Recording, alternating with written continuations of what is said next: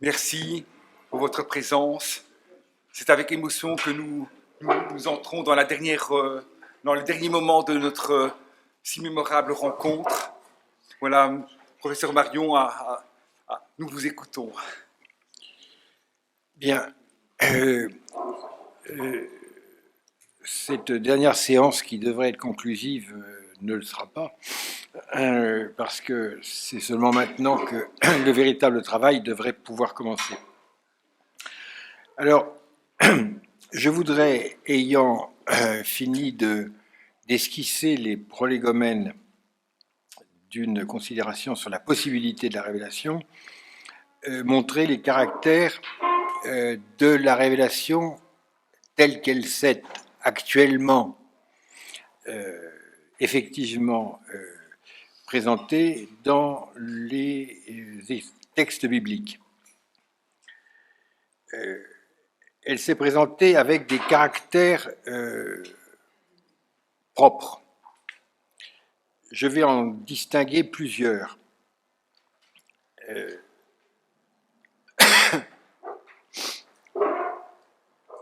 Le premier porte sur la notion de vérité. J'ai mis un certain temps à le comprendre, mais je crois avoir maintenant une petite idée de ce que ça peut vouloir dire. Il y a une définition chrétienne de la vérité. Je dirais même une définition christique de la vérité. Elle est contenue dans le fait que le Christ revendique d'être lui-même en personne la vérité. Cette proposition est tellement étonnante, moi je suis la vérité, que un philosophe en un premier temps dit c'est une manière de parler, une provocation, mais ça n'est pas une thèse. Évidemment, ce n'est pas une thèse philosophique, mais ce n'est même pas une thèse conceptualisable. À la réflexion, les choses me paraissent pas aussi nettes. Je suis la vérité, et donc la possibilité de rejeter en disant qu'est-ce que la vérité, suppose que la vérité, ne soit pas quelque chose, mais une proposition, une chose particulière, un étant particulier, mais que la vérité soit quelqu'un. Alors, qu'est-ce que ça peut vouloir dire que la vérité soit quelqu'un ? On peut déjà l'expliciter par contraposition avec l'acception grecque de la vérité. L'acception grecque de la vérité consiste à dire que la vérité, c'est le fait pour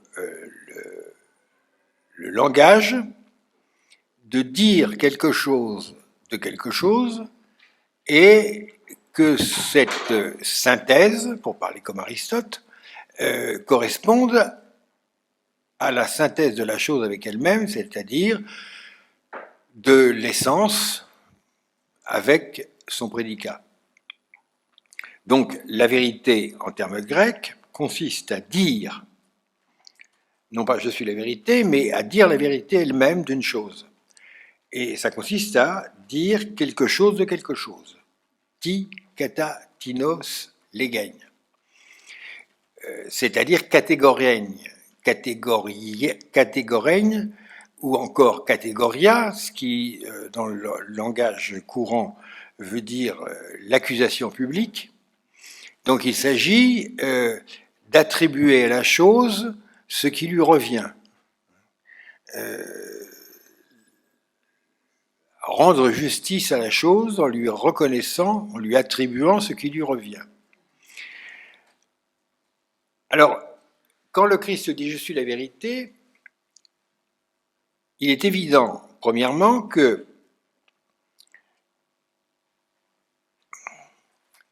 il ne dit pas quelque chose de quelque chose. La vérité ne porte pas sur une chose à laquelle on apporterait ses propriétés. Donc, le legein, le dire de la vérité n'est pas extérieur, n'est pas quelque chose qui est extérieur à la chose. Il ne parle pas des choses du monde, ni de la vérité au sens où le monde l'entend, c'est-à-dire une vérité prédicative. Ça fait déjà une énorme différence. Et pourquoi est-ce que la parole ne porte pas sur autre chose qu'elle-même, à savoir sur une prédication de la chose? C'est parce que la parole, en disant « je suis la vérité », porte sur elle-même. C'est très curieux que le legein, ici, ne soit pas extérieur au jugement, précédent jugement de la chose, mais que le legein soit sur lui-même. Je suis la vérité. Et cette coïncidence, évidemment, se renforce par le fait que celui qui parle, c'est le logos. Je suis la vérité, ça veut dire je suis le logos identique à lui-même. Je parle de moi. Donc la vérité n'est pas dans les choses, elle est dans moi qui me parle. Au sens où il dit à Samaritaine, lui aussi, c'est moi qui te parle. Où il dit aux pharisiens, avant que l'homme soit, je suis. Donc c'est le logos qui se dit, et se disant, il dit la vérité. C'est un changement capital, puisque dire je suis la vérité, ça veut dire me voici. En fait, le contenu de l'énoncé, c'est me voici. Me voici qui suis l'arché, comme en Jean 8. Avant qu'Abraham soit, je suis l'arché. Et on ne sait pas d'ailleurs comment traduire exactement cette formulation. Je suis l'arché avant qu'Abraham soit. Donc la vérité, c'est la vérité en personne. Enfin, la vérité est une personne, et c'est pour ça que la vérité peut être en personne. Alors, qu'est-ce que ça peut vouloir dire par rapport à la vérité philosophique? Cela reste assez problématique. Et nous avons du mal à comprendre. Parce que l'interprétation philosophique grecque et finalement métaphysique de la vérité, c'est que la vérité est une question de prédication. C'est d'attribuer à une chose ce qui lui revient. Ici, et attribuer à cette chose ce qui lui revient, c'est pas la chose qui le fait, c'est celui qui parle. Ici, la chose est mise entre parenthèses, et c'est celui qui parle qui s'atteste lui-même et ainsi fait la vérité. Et donc, pour celui qui entend « je suis la vérité », accepter la vérité, c'est accepter celui qui dit « je », qui est d'ailleurs le seul qui puisse dire « je », puisqu'il est avant toute chose. Au contraire de nous, dont nous disions ce matin que nous parlons toujours en deuxième personne, en réponse. Lui, il parle le premier. Alors,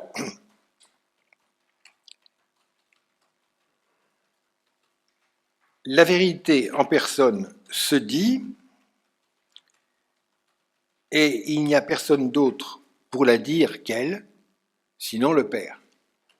Et le Père, qui témoigne de la vérité du Fils, est en fait identique au Père, au Fils. Donc il y a une étrange situation où seule la vérité est égale à elle-même. Enfin, la vérité, c'est que le je est véritablement égal à lui-même. Le fantasme métaphysique du je égale je, qui ne peut pas se réaliser dans la conscience de soi, qui ne peut pas se réaliser dans le je égale je fichéen, qui ne peut pas se réaliser sinon en rêve ou en fantasme, dans la conscience de soi comme science universelle hegélienne, il est présent ici. Dieu est celui qui peut dire « je », par rapport auquel tous les autres, nous, ne peuvent que dire « moi » en réponse. Alors, est-ce que l'on peut préciser un peu plus le statut de la vérité ici?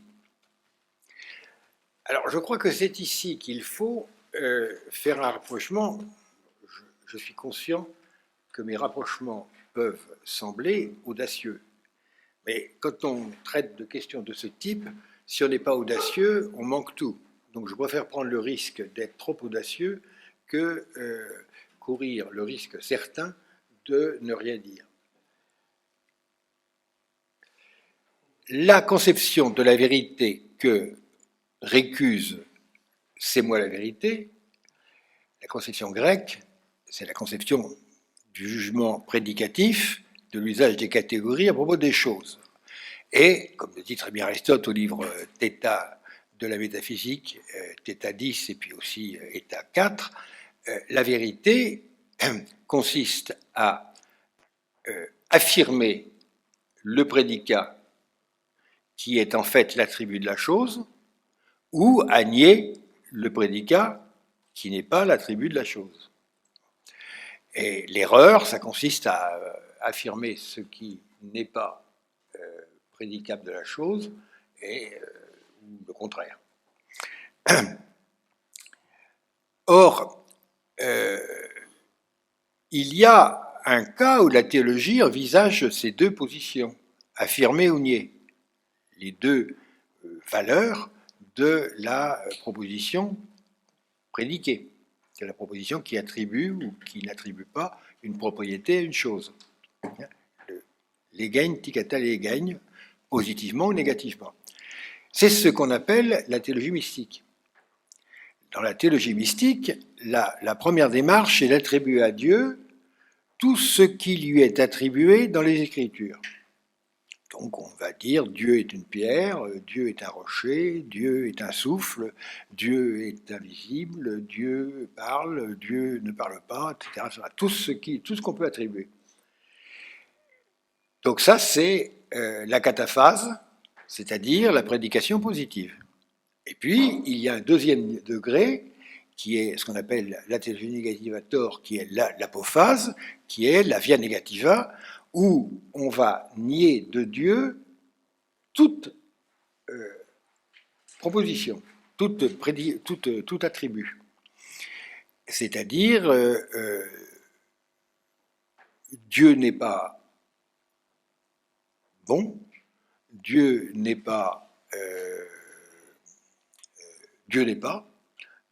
etc., etc.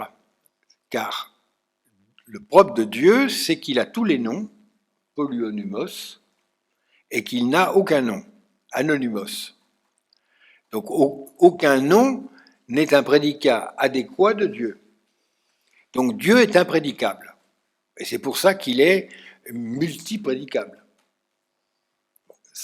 Donc là, nous trouvons dans la via affirmativa et la via negativa, la cataphase et l'apophase, les deux dimensions du jugement de vérité selon Aristote, du jugement prédicatif. Exactement.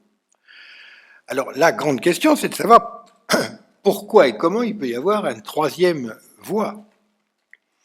Alors, cette question m'avait intéressé dès le début des L'idole à distance, sous l'influence de Balthazar, qui a un très bon chapitre remarquable sur Denis. Et cette question a été réactivée lors d'une longue discussion, avec un débat public, mais plus long que ça, avec Jacques Derrida, qui avait, dans sa conférence faite à Jérusalem sur comment ne pas parler, avait commenté, d'une certaine manière, ce que j'affirmais dans l'idée de la distance et dans Dieu sans lettre, sur la théologie négative, en disant que, en s'opposant à la théologie négative, en disant que ce qu'il appelait, lui, la théologie négative à tort, la via negativa, en disant que la via negativa aboutit finalement à une troisième voie qui est un rétablissement par excès de la voie affirmative. C'est-à-dire, on va dire que Dieu est suressentiellement bon, suressentiellement un, suressentiellement vivant, etc. C'est-à-dire qu'après avoir nié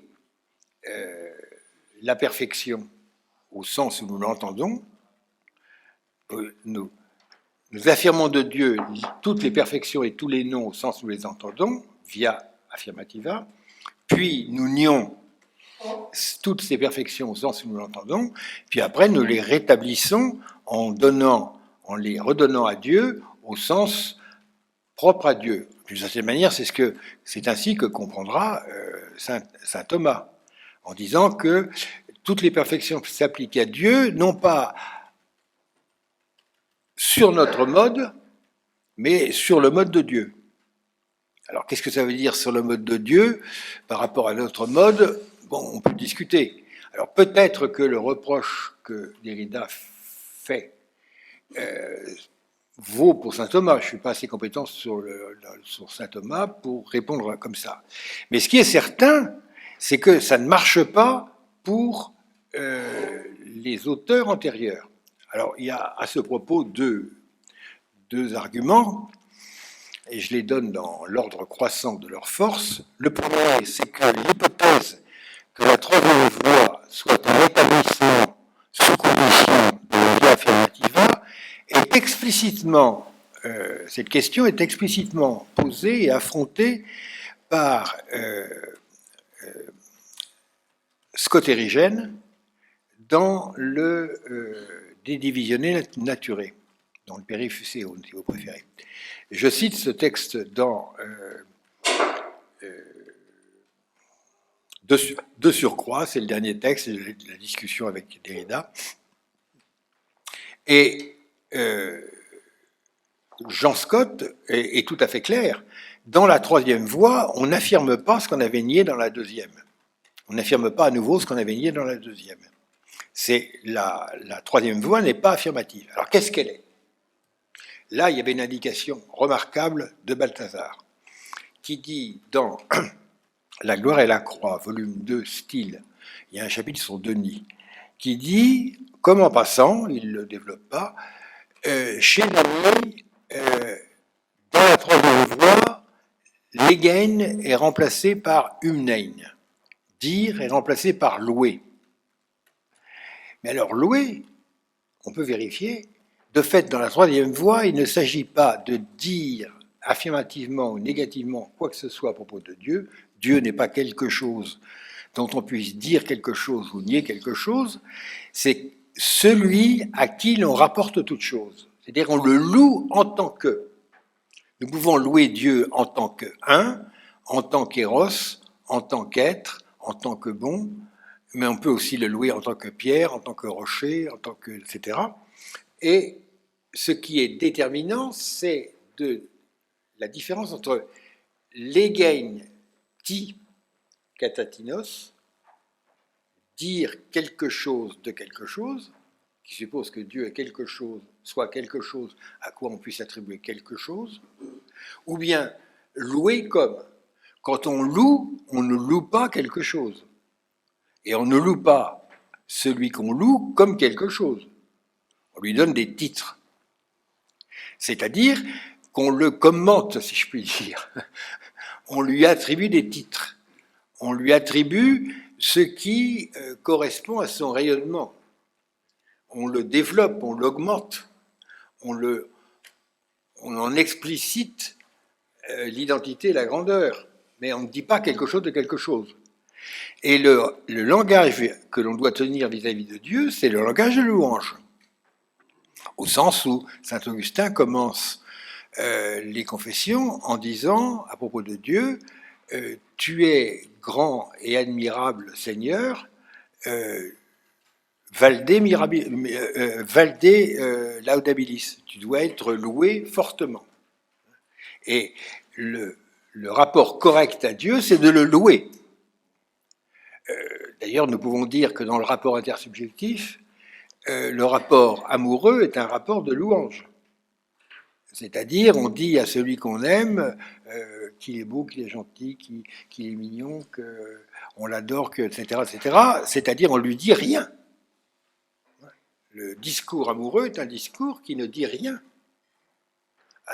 qui ne dit pas quelque chose à celui à qui il est adressé, mais qui lui parle de lui en lui disant des riens, qui peuvent être des mots ridicules, des mots enfantins, des mots en fait obscènes, peu importe. L'essentiel, c'est de lui adresser des paroles. Et le rapport de la parole à Dieu, c'est de lui adresser des paroles, pas de le définir. Dieu n'est pas une chose du monde. Donc, il y a un régime chrétien de la parole où la parole se dit elle-même, et la seule chose qu'il y a à dire, c'est de dire à la parole quelle est la parole, dans tous les sens du terme. Et donc, c'est donc la parole de louange. Alors, il faut bien comprendre, en ce sens, que le langage de louange, le langage liturgique donc, car le langage liturgique est uniquement un langage de louange, c'est le Gloria et le Sanctus, qui sont des langages, des hymnes de louange, que d'ailleurs nous sommes censés partager avec les anges qui les disent en permanence dans le ciel. Bon. Donc le langage de louange est ce qui tient lieu de langage de prédication en théologie. L'erreur de Derrida, c'est qu'il avait reporté le langage de prédication en théologie. Évidemment, bon, ça ne marchait pas, il s'en réjouissait, mais enfin bon, il n'avait pas à le faire. Et les théologiens devraient toujours se souvenir de ça. Nous louons Dieu comme. Le père Breton insistait beaucoup sur le fait comme, os, en tant que. C'est-à-dire, Dieu n'est pas plus l'être qu'il n'est une pierre. Mais on peut rendre grâce à Dieu d'exercer, d'apparaître sous la fonction de être, parce que l'être nous soutient comme la pierre, le rocher nous soutient. Donc ça a du sens de considérer Dieu comme être, de la même manière que ça a du sens de considérer Dieu, de le louer comme pierre. Mais peut-être que être n'est pas plus adéquat que pierre, finalement. Et ceci n'a rien de choquant. Car nous mesurons dans le os, dans le in quantum, dans le hals, nous mesurons l'écart qui est le propre de Dieu. Donc il y a peut-être un modèle du langage de la vérité propre à la théologie chrétienne. C'est ce que je voudrais suggérer. Et en ce sens, on comprend très bien que si Dieu dit « je suis », mais au sens pas je suis l'être ou je suis un étant, qu'il est bien entendu, mais au sens de « c'est moi ». Ego eimi, ça veut dire d'abord c'est moi. Et dans l'hébreu anonyme, me voici, il n'y a pas le verbe être. Enfin, je suis, j'y suis, c'est moi. C'est le patron qui entre en scène. Bon, c'est le seul qui puisse dire c'est moi au sens strict. Non, il faut le dire qu'à titre de réponse, comme le jeune Samuel, quand il entend 3 fois l'appel, et quand le prophète lui dit va et réponds, Samuel, me voici. Non, on peut lui dire me voici en réponse. Mais celui qui peut dire je suis, si je puis dire, comme le 3.14, c'est Dieu même. Donc, dans ce contexte où c'est Dieu qui dit j'y suis, c'est le je qui prend la parole qui est lui-même la vérité,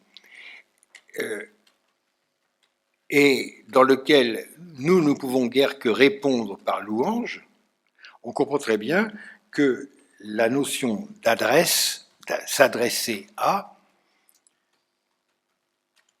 l'invocation, donc la provocation, l'appel, deviennent la règle du langage entre Dieu et l'homme, qui est une affaire d'appel et de réponse.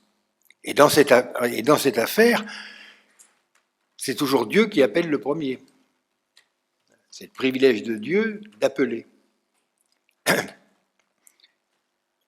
Il n'y a rien de plus, de plus inadéquat, de plus inapproprié que le discours qu'on entend beaucoup chez les croyants incroyants. J'accepterais d'avoir la foi si Dieu me parlait. Or, il ne me parle pas. Ce qui ne veut rien dire, ou plutôt ce qui est faux, puisque lui parle déjà, répond déjà à Dieu, c'est que Dieu lui a déjà parlé. Autrement, il n'aurait rien à en dire. Celui qui dit Dieu, j'ai pas la foi parce que Dieu ne m'a jamais parlé, ne m'a jamais donné la foi. Bon, c'est quelqu'un qui dit je ne veux pas croire en Dieu. Donc il répond. Le silence de Dieu, c'est une plaisanterie. Le silence de Dieu supposerait qu'on ne puisse même pas dire Dieu.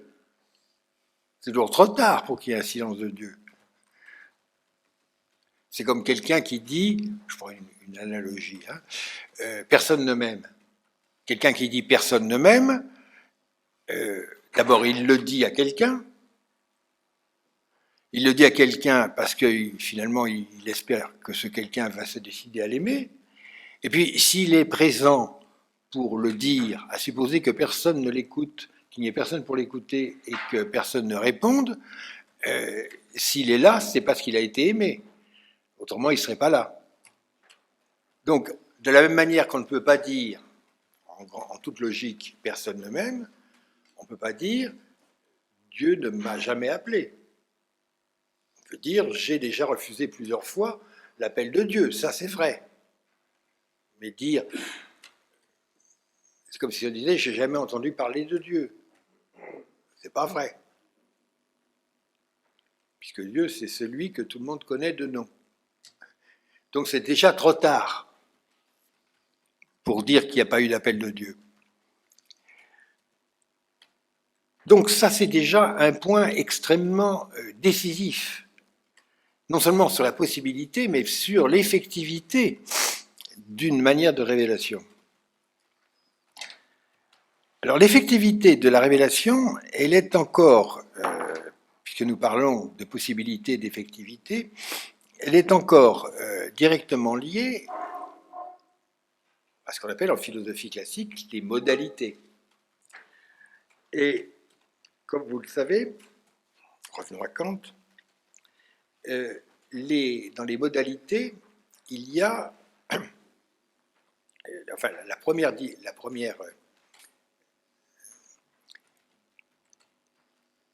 l'une des modalités, c'est le possible et l'impossible. Et le possible et l'impossible sont définis par le fait que certains objets de l'expérience ont des conditions de possibilité qui contredisent ou qui conviennent toujours ont des conditions d'apparition qui conviennent toujours aux conditions fixées par ce que peut percevoir et comprendre l'entendement. Donc, en ce sens, l'entendement ne peut connaître que ce qui est possible, c'est-à-dire ce qui ne contredit pas les conditions de fonctionnement de l'entendement lui-même, ce qui est évidemment vrai.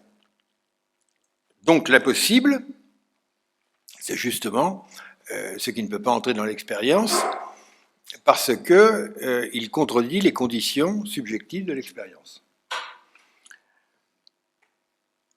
Alors, cette distinction entre le possible et l'impossible, elle est d'autant plus fondamentale que le possible, c'est ce que nous déterminons par rapport à la capacité de conception de notre entendement.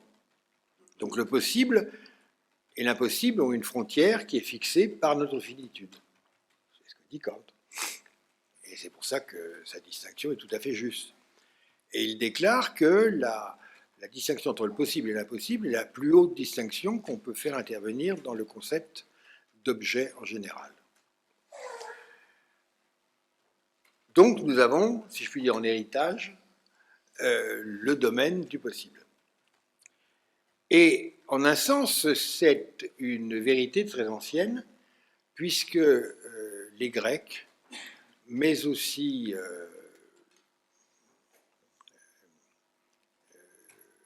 l'évangile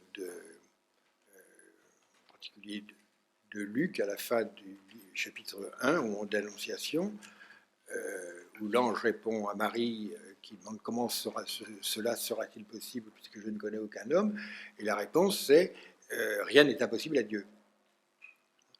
Ce qui réapparaît plusieurs fois après, en particulier au moment de l'agonie du Christ.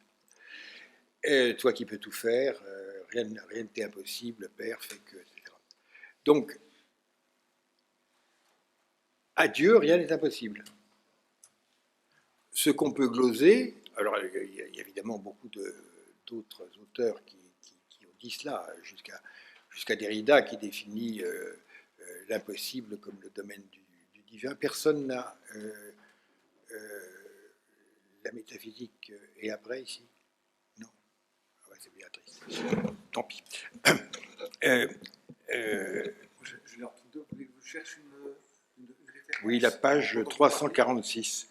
Les notes de la page 346. Et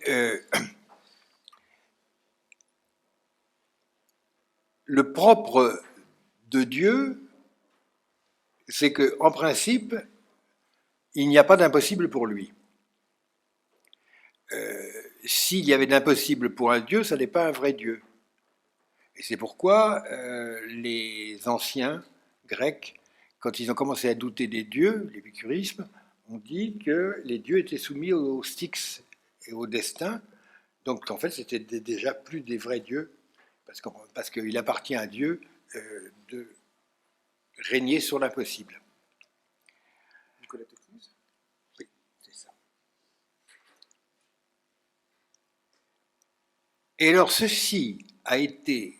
Alors, vous avez des théologiens qui pensent que l'impossible, par exemple la contradiction logique, changer les règles de la logique formelle ou des mathématiques, Dieu ne le fait pas. C'est intéressant de voir que non seulement saint Thomas, mais les nominalistes eux-mêmes ont maintenu que le principe de contradiction s'imposait à Dieu.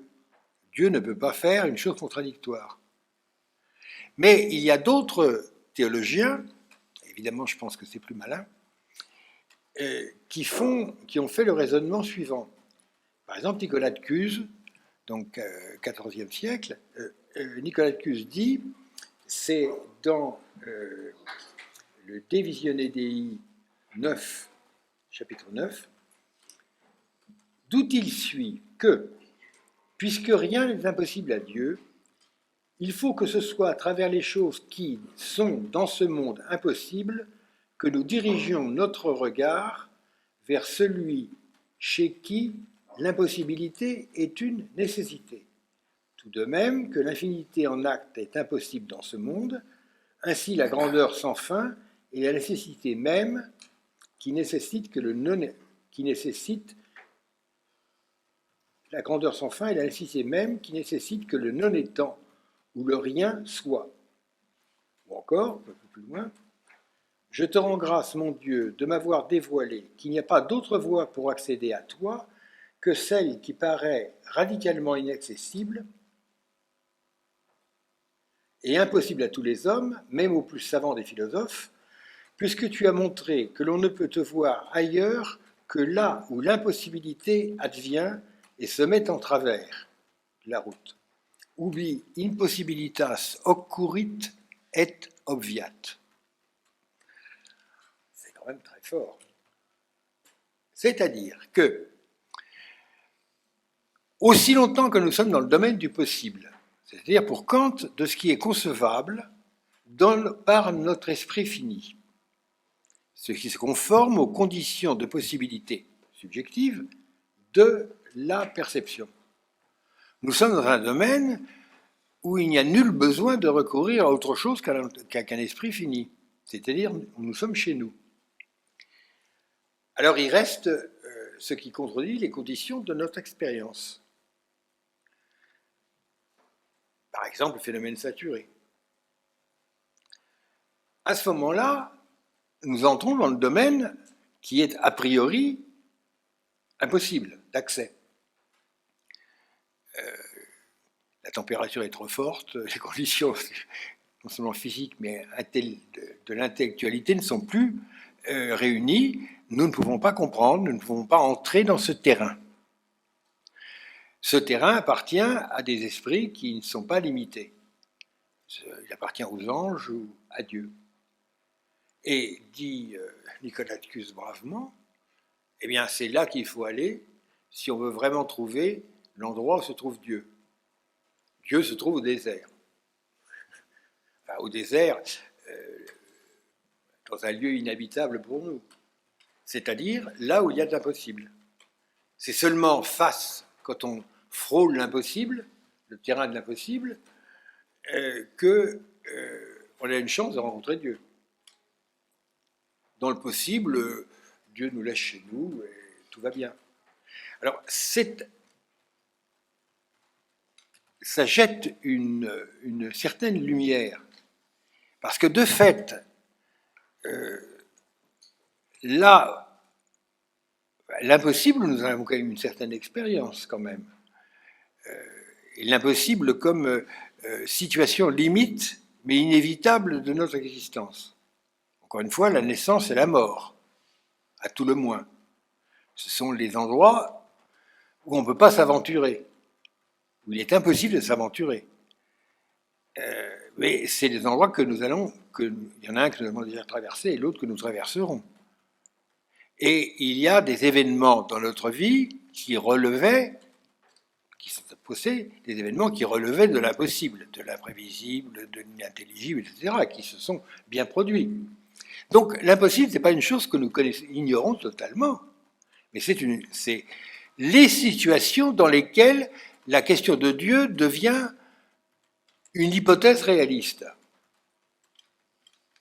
Et Dieu appartient au domaine de l'impossible. Dieu est impossible. C'est une manière de dire que Dieu est possible. Il n'y a aucun sophisme là-dedans. Il n'est possible de rencontrer Dieu que là où seul Dieu peut aller, c'est-à-dire dans le domaine de l'impossible. Seul Dieu et nous tangentiellement. Donc on voit que cette découverte du possible, de la possibilité de l'impossible, est décisive. Il y a les textes là, vous pouvez me remettre la page parce que j'avais trouvé aussi.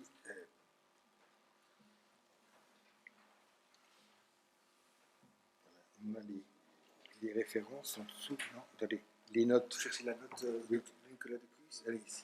Oui, alors après, les suivantes. Alors, la note suivante, c'est 10 ici. Voilà.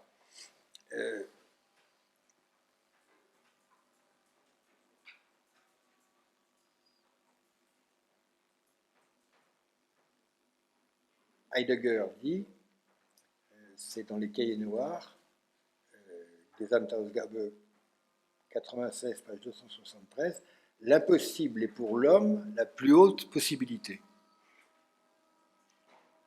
Vous ne pensez pas de la théologie, mais enfin, voilà, il dit, l'impossible est pour l'homme la plus haute possibilité. Et j'avais aimé Mallarmé qui disait, il n'y a de réalisable que l'impossible. C'est dans une lettre à Casalis du 27 mai 1867. L'impossible, c'est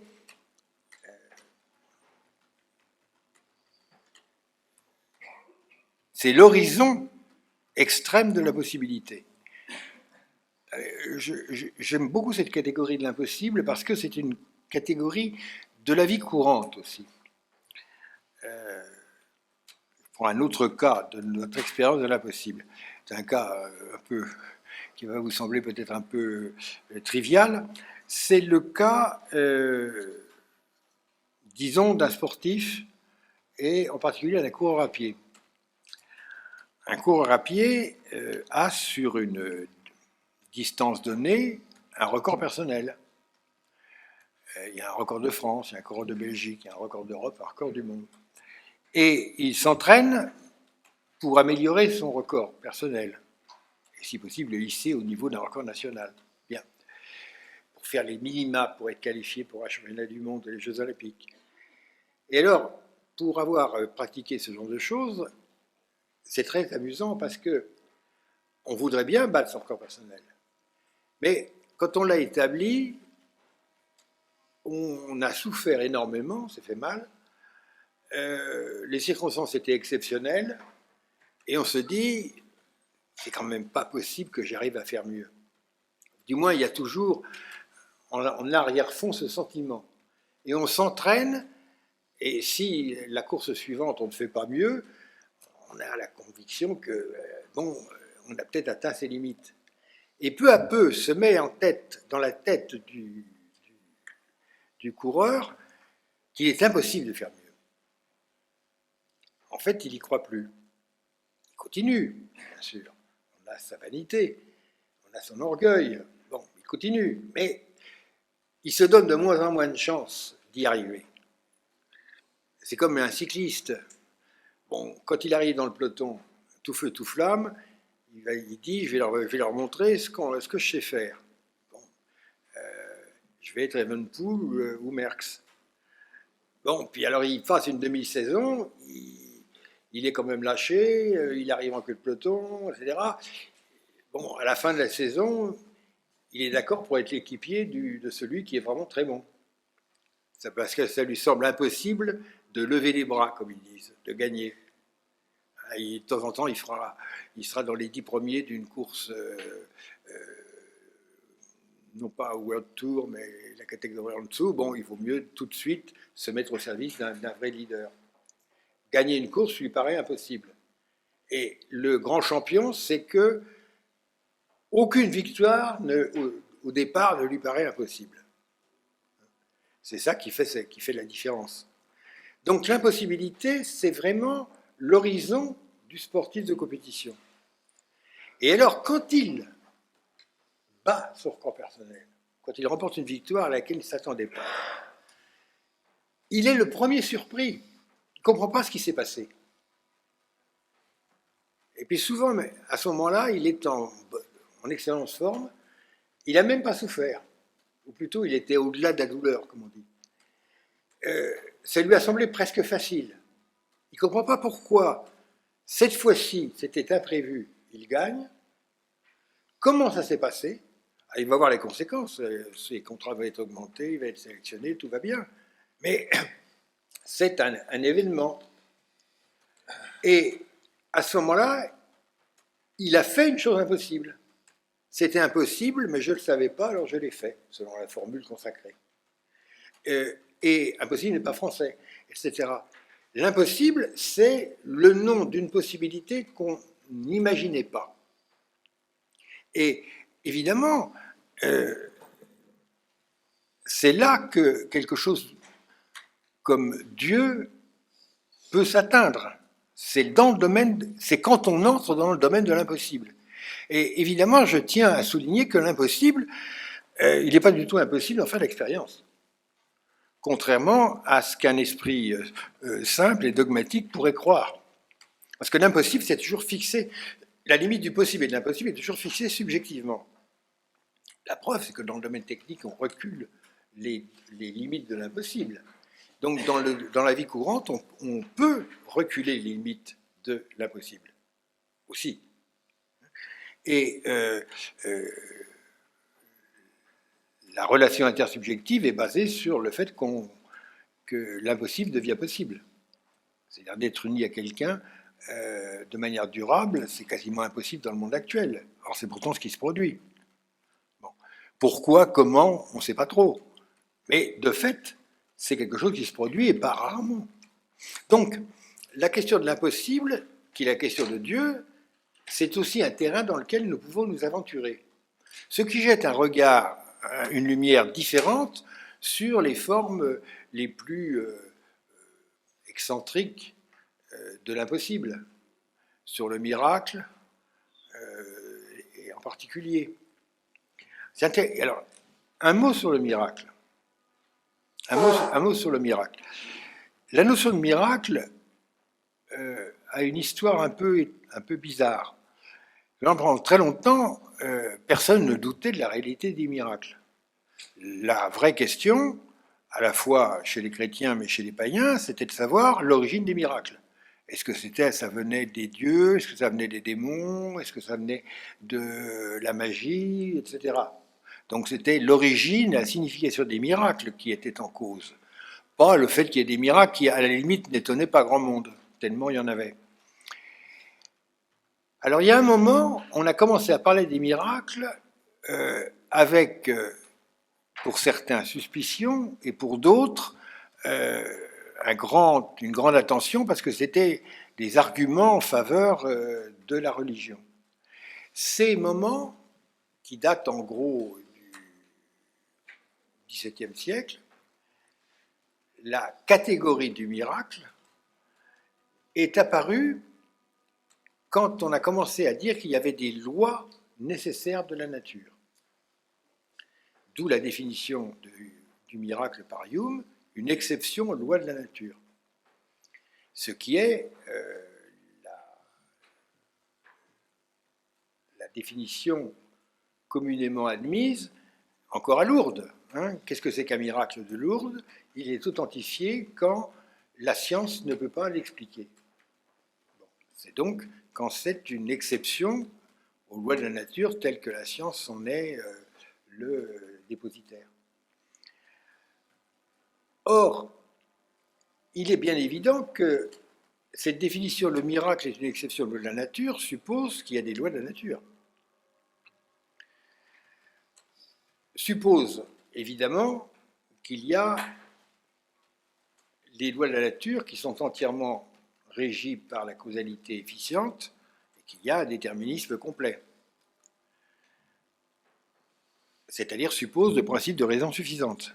Et plus le principe de raison suffisante s'impose, plus le miracle devient exceptionnel.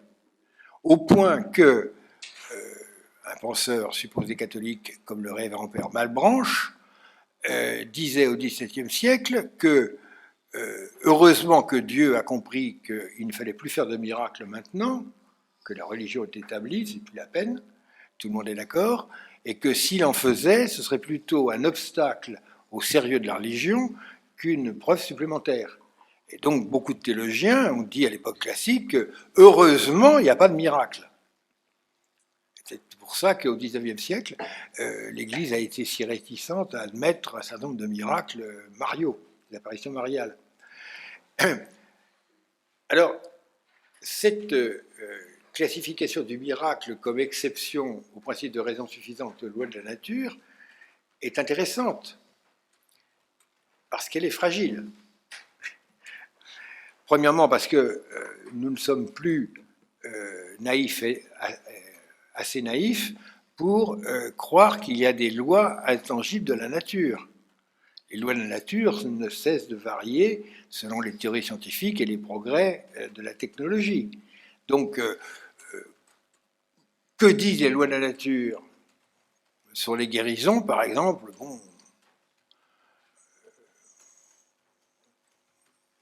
restons prudents. Et d'autre part, le principe de raison suffisante est maintenant une abstraction qui souffre tellement d'exceptions que, en particulier avec une bonne théorie de l'événement, que nous ne pouvons pas en abuser. Donc, la notion de miracle est une construction philosophique négative, sur la base de l'hypothèse des lois éternelles de la nature, de leur régularité et de leur universalité, le tout appuyé sur le principe de raison suffisante, il ne devrait pas y avoir d'exception à ces lois. Or, le miracle est une exception, donc. On voit très bien que le sportif fait l'expérience du miracle de temps en temps. C'est d'ailleurs pour ça qu'il fait du sport. Et c'est pour ça qu'il peut être éventuellement célèbre.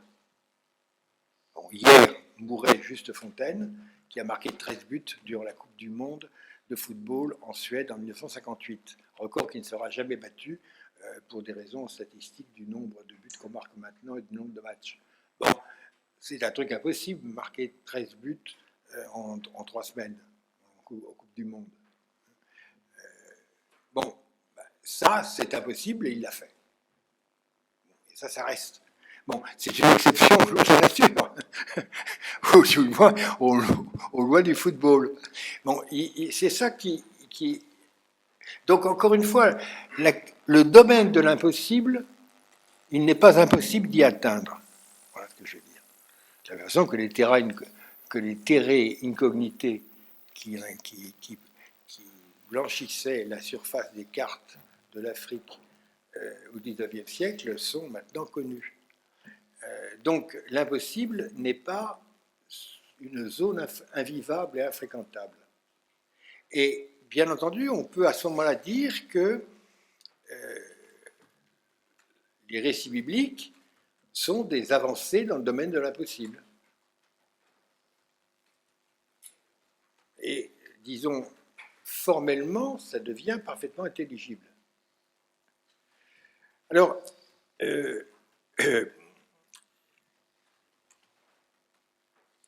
on peut maintenant comprendre un certain nombre de caractères, je vais dire littéraires, des textes bibliques, à partir de la nouvelle définition de la vérité, de la question de l'impossible, de la possibilité de l'impossible. Et je voudrais insister sur deux de ces caractères propres au texte biblique. C'est d'abord l'usage du paradoxe.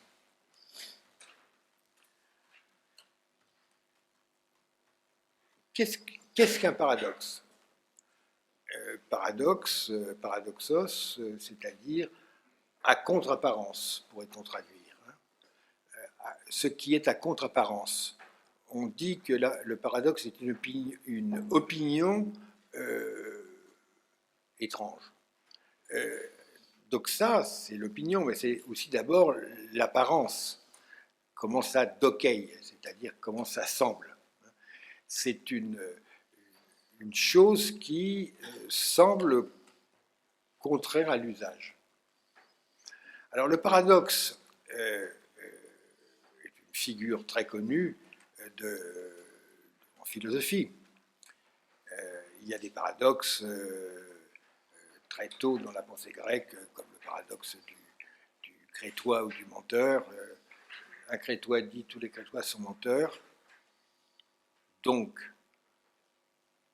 lui-même ment, donc il y a au moins un crétois, donc lui-même ment, donc les crétois ne sont pas tous menteurs, et donc il peut dire la vérité. Dans ce cas-là, il dit la vérité, il va dire ce qu'il a à dire, à savoir tous les crétois sont menteurs, donc il a dit la vérité, donc il est menteur, et on recommence. Bon, ça c'est un paradoxe. Et ce genre de paradoxe peut être réduit par une distinction qui a été formulée, je crois, pour la première fois par Bertrand Russell dans son texte On Denoting, en 1905, je crois, qui consiste à dire un énoncé, enfin une vérité, un énoncé ne peut pas être inclus dans un autre énoncé. Parce que quand on dit un crétois dit tous les crétois sont menteurs, il y a deux usages de crétois. Il y en a un qui est dans la proposition, tous les crétois sont menteurs, et un autre qui est hors de la proposition. Donc, l'ambiguïté vient du fait que crétois, c'est à la fois celui qui dit et ce qui est dit. Et donc, les deux peuvent aisément se contredire, et donc il faut mettre si on veut garder deux crétois, si je puis dire, il faut les mettre à deux niveaux d'énoncés différents, dans deux classes différentes. Si on distingue des classes, le paradoxe disparaît. Et les faux paradoxes, et les paradoxes des sophistes, sont toujours démontables, si je puis dire, solubles dans un bon usage de la théorie des classes. Mais il y a des paradoxes pour de bon. Des paradoxes qui ne peuvent pas se dissoudre dans la théorie des classes.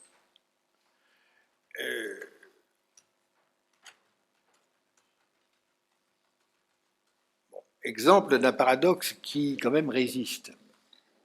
C'est le paradoxe de Meinong, philosophe du XXe siècle, qui a publié ce texte-là, son paradoxe, en 1904.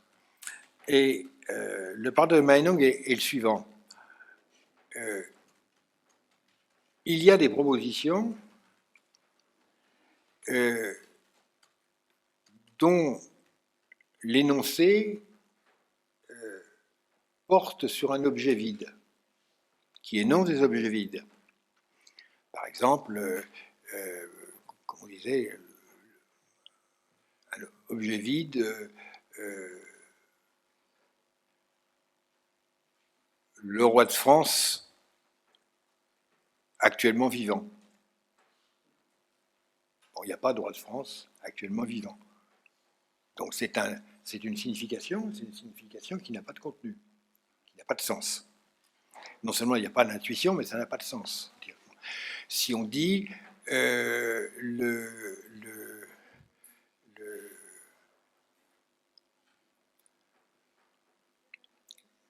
la couleur, l'exemple que j'ai pris, la couleur de la lettre A. C'est un objet vide de signification, ou des contradictions logiques, ou bon.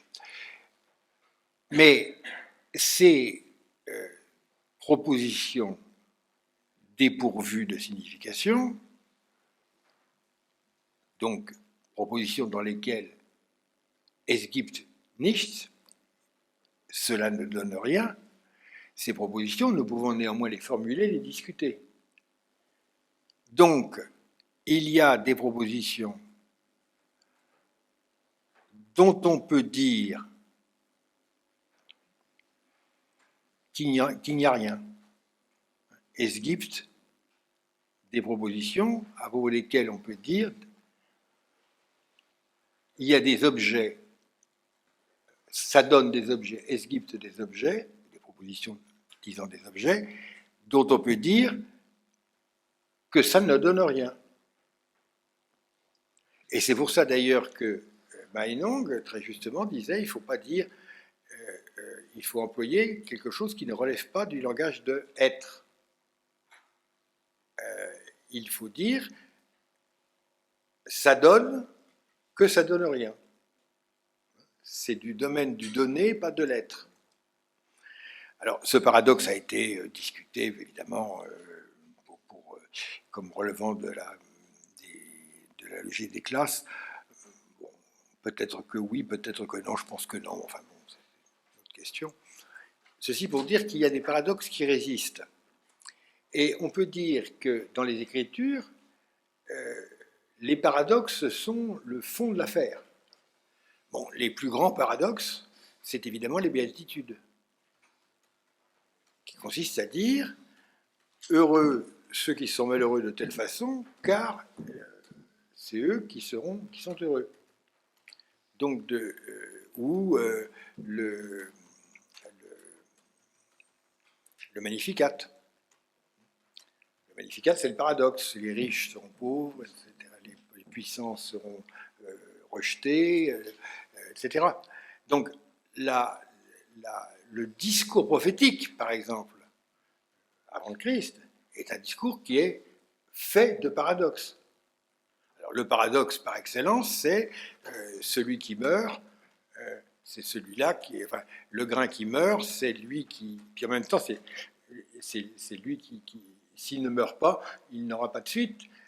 C'est la plus petite graine qui est le plus grand arbre, etc., etc.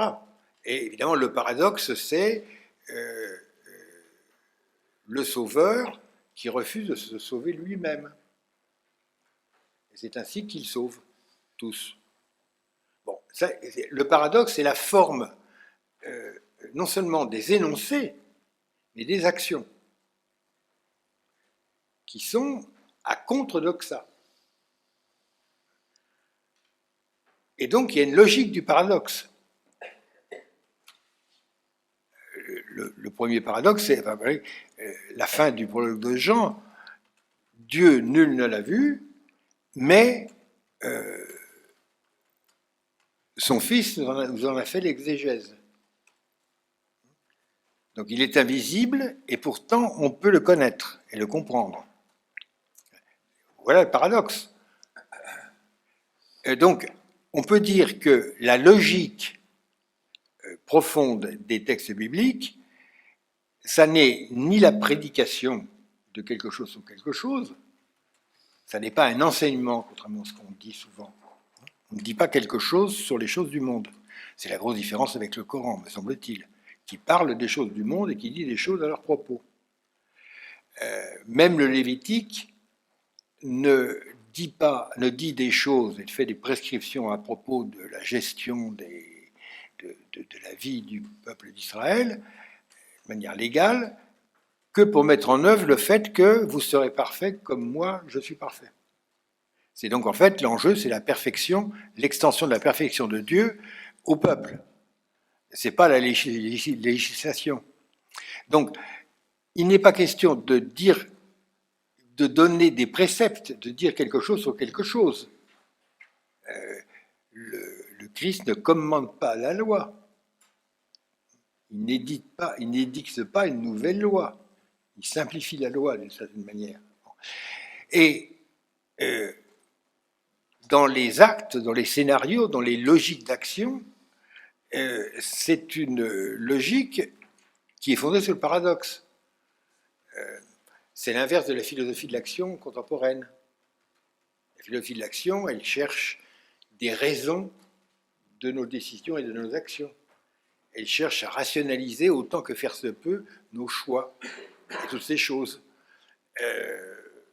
Évidemment, elle ne rationalise rien du tout, tout le monde le sait. On peut faire tous les traités d'action rationnelle, on peut être habermasien comme un fou, faire du Rawls, etc. Tout le monde s'en moque, et ça n'a aucune conséquence pratique. Donc, c'est très bien. Continuons. Mais la vérité, c'est que le domaine de la décision et de l'action, selon les Écritures, est toujours paradoxal. Plus vous êtes sous la grâce, plus vous serez libre. Plus vous n'en faites qu'à votre tête, vous serez dans le péché, moins vous serez libre, enfin, etc. Donc, le paradoxe, c'est la règle du discours du Christ, et c'est la mode d'action, l'éthique pratique du disciple du Christ. Donc, on peut dire, en un sens, que toute théologie qui n'est pas paradoxale n'est pas bonne. Et là, on a des exemples admirables, c'est-à-dire la littérature au XVIIe siècle, à partir de Locke, Locke lui-même en étant un des premiers exemples, sur les tentatives de reasonableness of Christianity, de la rendre raisonnable ou rationnel, on peut traduire les deux, le christianisme. Dire ce que dit le christianisme, c'est ce que la sagesse des nations a toujours dit, c'est tout à fait bien, tout à fait banal. C'est suffisamment banal pour être reçu par tout le monde sans grand effort.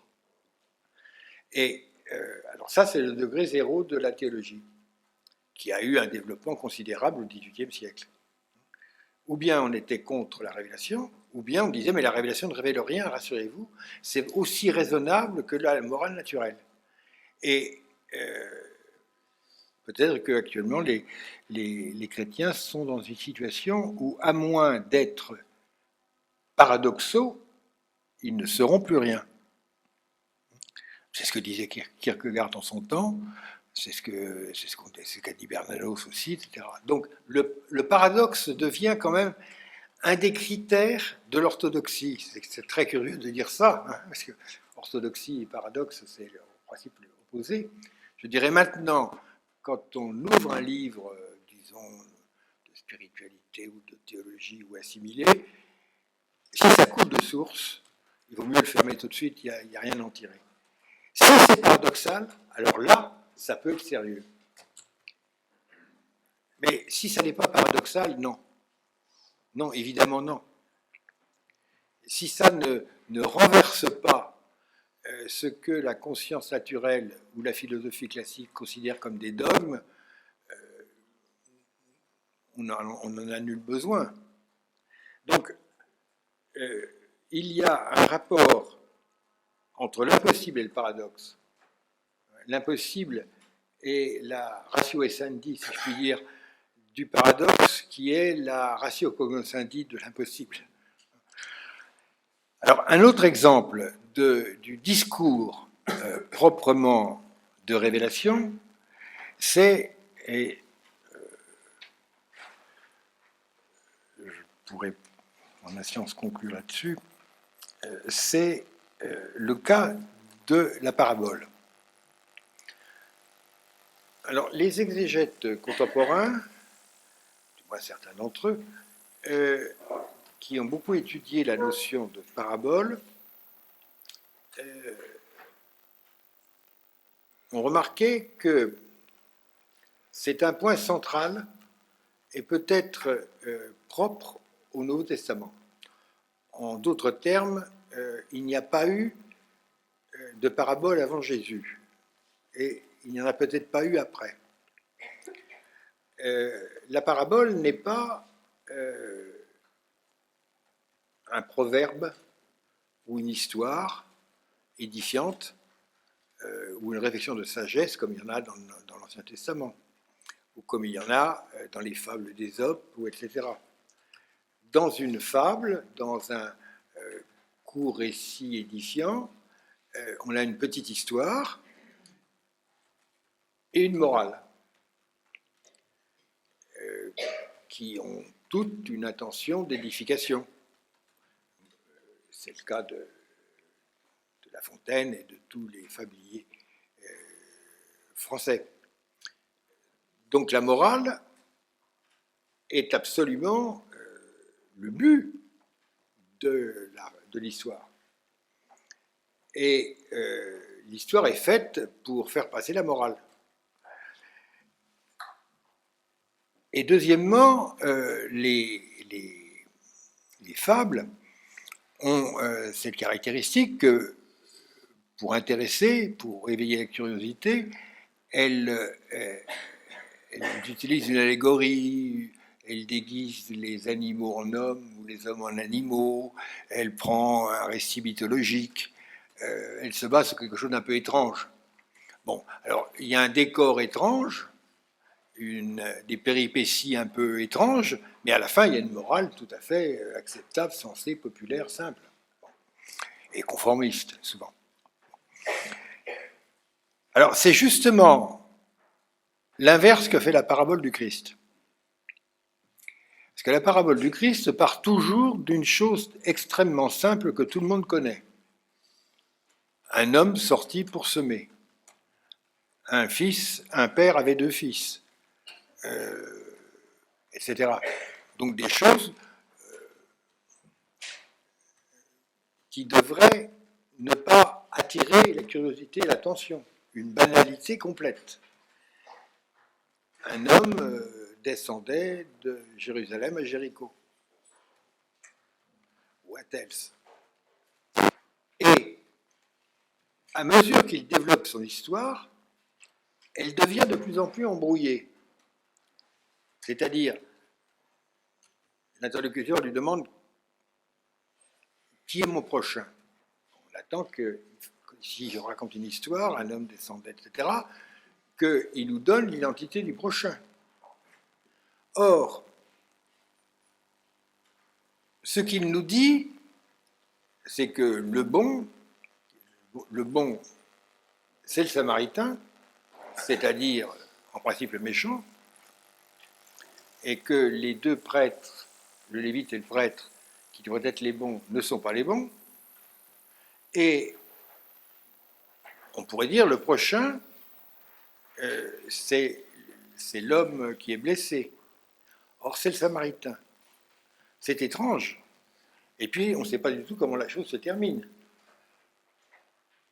On sait que le Samaritain paye un loyer d'avance. Bon, et puis, l'histoire est terminée. de la même manière, un homme sorti pour semer. Il s'agit du royaume de Dieu. Et on donne des... Alors, il sème partout, et on suppose que l'auditeur se dit, voyons, est-ce que moi je suis le bon grain, les orties, les pierres, le sol qui va être tout de suite brûlé, ou la bonne terre? Évidemment, il n'y a aucune réponse qui est donnée à ça. Et la parabole, en quelque manière, part du plus simple et du plus banal, pas de mystère, pas de déguisement, et elle complique le scénario en sorte que l'auditeur doit choisir lui-même une interprétation, qui d'ailleurs ne lui est pas donnée. Les exégètes ont découvert que quand on a, par exemple chez Matthieu, des explications détaillées des paraboles, c'est à cause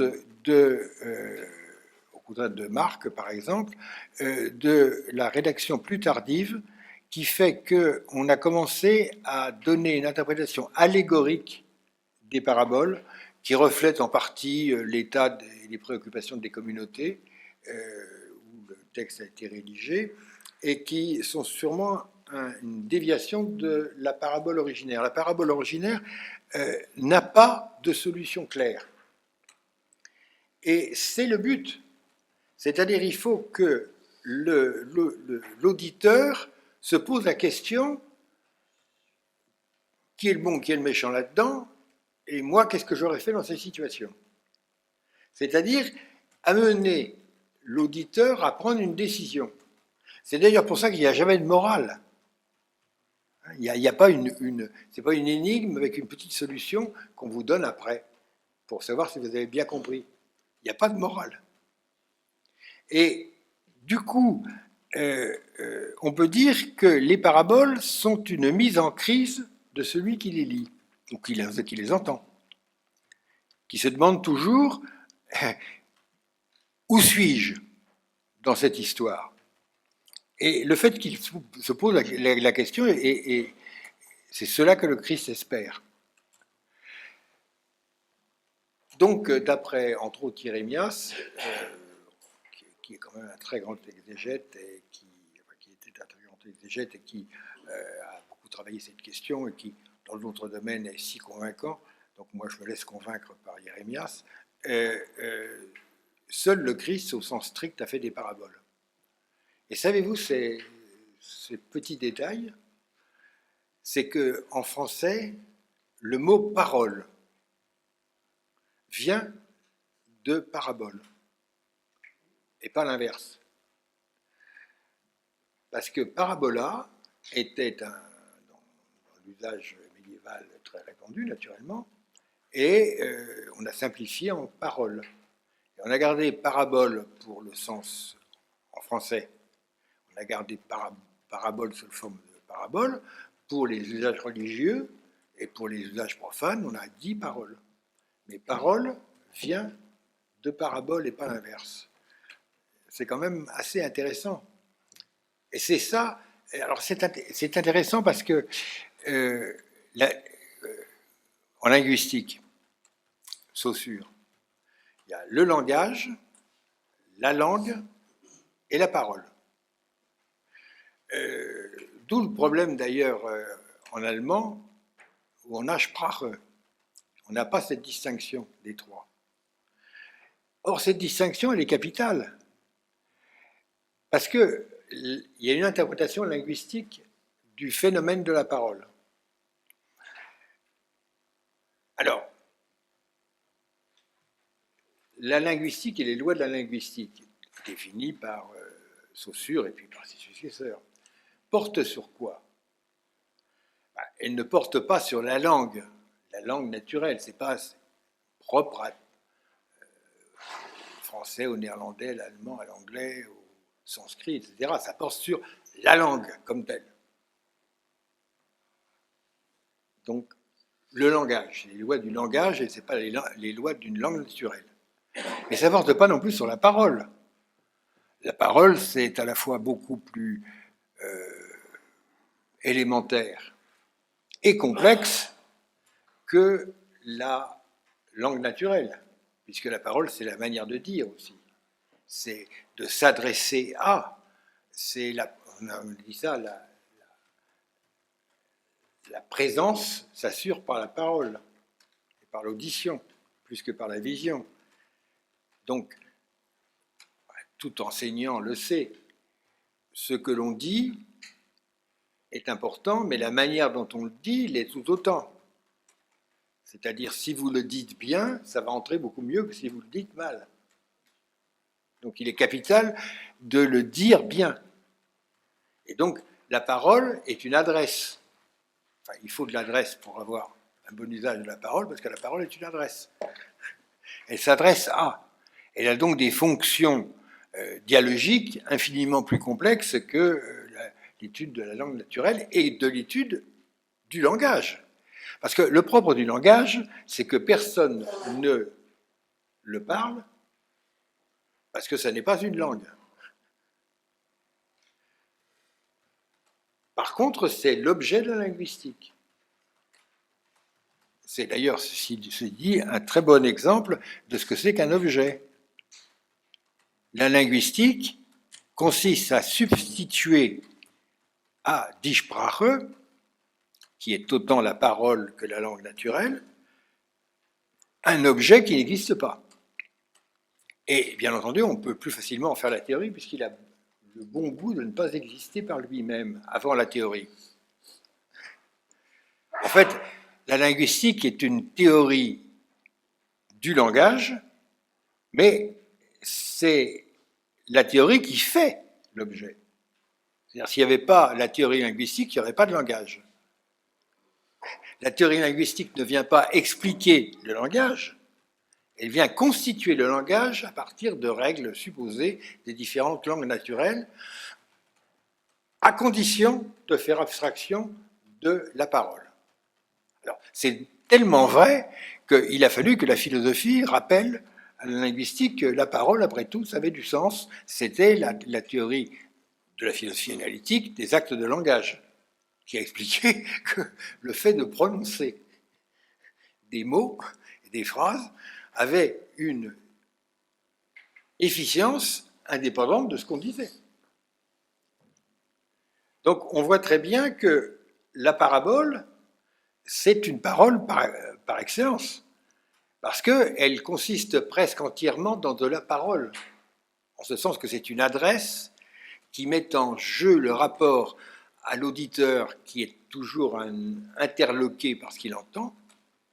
Et interloqué, ça veut dire être surpris, mais mot à mot, ça veut dire être engagé dans un dialogue, c'est-à-dire appelé à une réponse. Donc la parabole interloque. Et donc elle fait parler l'auditeur, elle l'oblige à prendre position. Donc, dire que la parabole est la vérité de la parole, c'est ça que ça veut dire. Mais il est bien clair que si vous avez une analyse linguistique des Écritures, vous manquez évidemment une grande part de l'essentiel. Parce que la parole est d'abord un acte dans les Écritures. Et c'est pourquoi, comme vous le savez, davar, c'est à la fois le mot et l'événement. C'est le même terme. C'est d'ailleurs pour ça que à Dieu rien n'est impossible, en Luc 1, 47, je crois, rien c'est Réma. Ou dépoter Réma, non, Panréma du Lataille ou un truc comme ça. Parce que là, ils ont traduit littéralement, enfin, il a mis littéralement davar, en fait, il faudra faire lire l'événement ici. Enfin, comme c'était davar dans la tête, oui, ils ont mis Réma. Mais forcément, on devrait avoir un autre mot que Réma. Mais l'ambivalence vient du fait que davar vaut pour les deux. Donc, il faut lire la Bible comme des actes de langage, essentiellement. La logique est une logique d'actes de langage, comme c'est une logique de paradoxe. Donc la parabole est ici essentielle. Donc on voit très bien que nous devons changer nos paradigmes quand nous abordons la révélation. Mais les paradigmes que nous allons utiliser là sont des paradigmes que la philosophie dans son état contemporain valide. Encore une fois, les textes bibliques, grâce à cette grille de lecture qui les rend... Les textes bibliques ne sont pas seulement effectivement vrais, ils sont aussi conceptuellement possibles, si je puis dire. C'est-à-dire, non seulement les textes bibliques, pour un croyant, sont effectivement vrais, mais ce que nous sommes en train de découvrir maintenant, c'est que ceci n'implique pas qu'ils soient conceptuellement impossibles. Il me semble, moi, aujourd'hui, de plus en plus possible conceptuellement. Et je ne voudrais pas concéder l'irrationalité de la foi moins que jamais.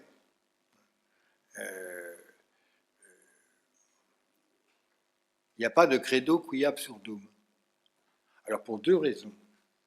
La première, c'est que on attribue ceci, comme chacun sait, à Tertullien, des Carnets Christi, de la chair du Christ 5.2. Et or, Tertullien ne dit pas ça. Il dit que Dieu se soit fait homme, je le crois, parce que c'est inconvenant, inepte, que Dieu soit mort sur la croix, je le crois parce que c'est honteux, pudendum, et que le Christ soit ressuscité, je le crois parce que c'est impossible. Impossible, pas absurde. Alors pourquoi tout le monde dit qu'il a dit absurde? Même Karl Barth le dit, bien entendu Voltaire, tous les autres, mais ça compte pas, mais même des vrais théologiens, même Barth dit ça. C'est incroyable. Nietzsche, bien sûr, ça. Il n'a jamais dit absurde. Et tout le monde dit le credo qui absurdum. Que nenni. Il a dit credo qui impossibile.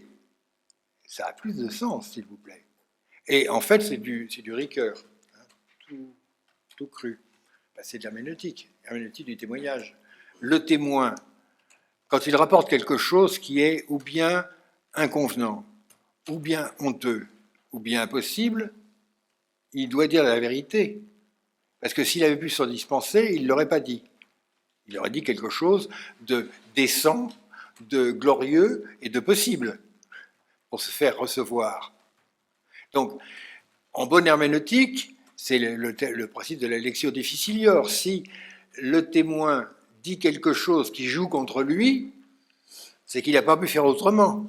Donc, s'il n'a pas pu faire autrement, c'est sans doute parce c'est vrai, ou du moins il est convaincu que c'est vrai. Donc, on doit le croire. C'est ça que veut dire Tertullien. C'est donc un argument de très bon avocat, de très bon rhéteur, et c'est de la bonne herméneutique ricurienne. Il n'y a rien à dire, ou gadamerienne. Il n'y a rien à dire. Mais il a dit impossible. Et nous comprenons mieux maintenant que je le crois parce que c'est impossible. Ça veut dire je suis sûr d'avoir battu mon record personnel et c'était impossible. C'est pour ça que Et donc,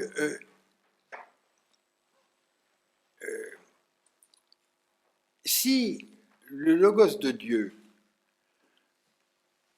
rend fou la sagesse du monde, c'est pas parce que le logos de Dieu est fou, c'est parce qu'il est plus rationnel que la sagesse du monde.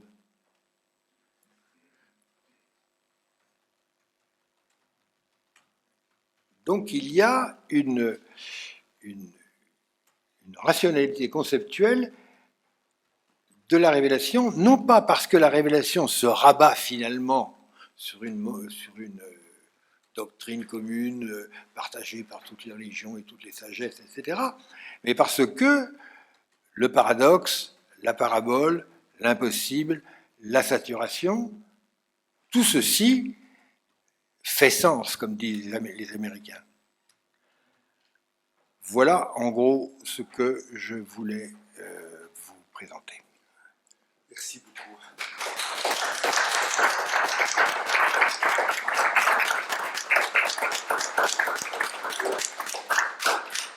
Merci de tout cœur.